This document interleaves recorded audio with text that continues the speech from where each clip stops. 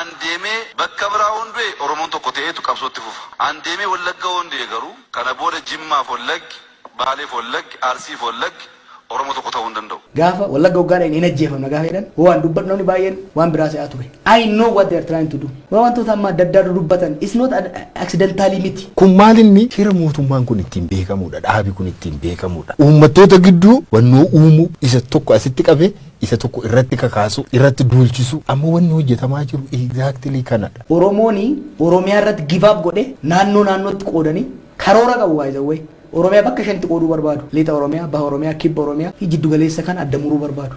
Oromoo adda qooduudha, addaan baasuudha. Kana gochuudhaaf Oromummaa dadhabsiisuu qabu.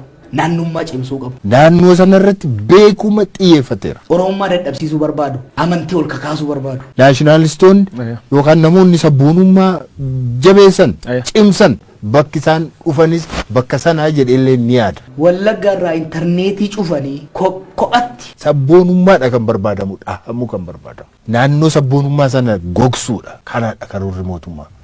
Oromoo akkanatti qoqqoodanii namni dhiibbaa irra gahurraa miidhaa irra gahurraa Oromummaa jibbee naannummaa isaa faarsutti yoo kan seenu taate. Wallagga kun maal barbaada? Qophaatti maal barbaada? Gujiin qophaatti maal barbaada? Jedhanii uummata Oromoo kabiroo irratti kaasu. Miidhaa irra gahurraa Oromummaa isaa kan kaleessa salphina keessa nu baase. Isaan nutu beeka jedhu, isaan nutu sabboonaadha jedhu, nutu hunda bulchuu qaba jedhu. Kanaatiif jedhaniitu Oromoo biroo irratti kaasu. Biyya kanatti Wallaggas, Arsiis, Shawaanis hundumtu dhiitamaa ture. Kan ol bahe Oromummaa isaa waan qabateef. Akka waan ajandaa isaan ajandaa Oromoo ala ajandaa biraa akka waan isaan qabanitti kaasu.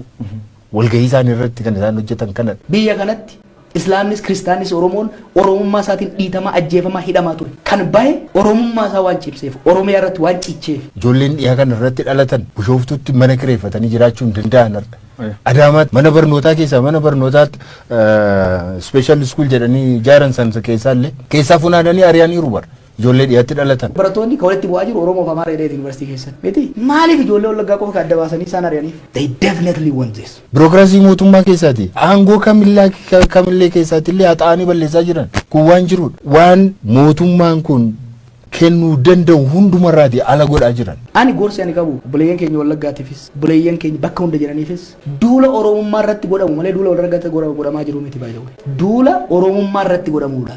Bakka hundumaatti eessatti hidhamanii kan jiran amma yoo jette yoo dhattee daataa isaa hoo fudhattee numa argita. Yuunivarsiitii keessaati kanneen ari'aman yoo dhattee hoo laaltee daataa isaa hoo laaltee hin argita.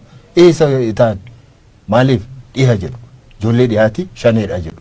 Yuunivarsiitii keessa isaan ari'ama isaantu du'a. Isaantu ajjeefama. Hojiidha isaantu baha. Mana buraayyuun hodhatte eenyudha kan hidhamee jiru. Bakka hundumaa deemte eenyudha kan hidhamee jiru. Har'as miidhaan Wallagga irra gahu akka dhaabatu akka barbaadu taate. Miidhaan Gujii irra gahu akka dhaabatu akka barbaadu taate karaan kanuma kaleessati. Karaan kanuma Taaddasaa fa'aa irra deeman sani. Karaan kanuma Magarsaa Bariifaa irratti wareegaman sani.